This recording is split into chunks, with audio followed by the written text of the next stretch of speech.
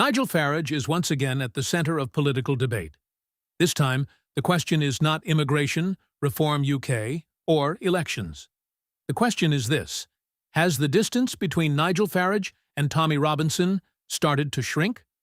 The discussion began after Farage reportedly refused to directly condemn the Unite the Kingdom march and Tommy Robinson during recent questioning.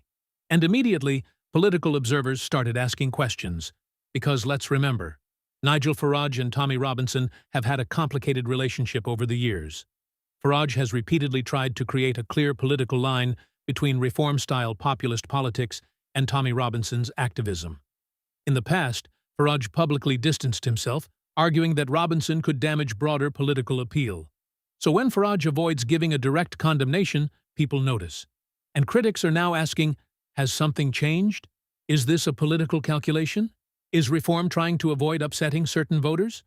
Or is this simply being interpreted too much? Supporters of Farage are already pushing back strongly. They argue that refusing to condemn something immediately does not automatically mean support. They say political interviews often reduce complex issues into yes or no answers. And according to that view, Farage may simply be avoiding being pulled into another media controversy. But opponents see it differently.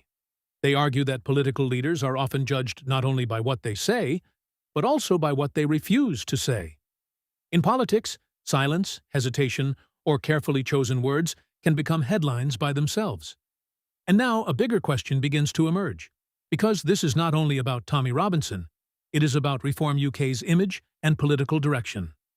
Farage has spent years trying to transform Reform into a party capable of winning mainstream support. But every major controversy creates a challenge. How do you expand your support without alienating existing voters? That is a difficult balancing act. And now political observers are watching closely. Is this the beginning of a changing relationship? Or is Westminster simply creating a story out of a few words and a few unanswered questions? Because in politics, perception matters. And sometimes people pay just as much attention to what politicians do not say as what they actually say.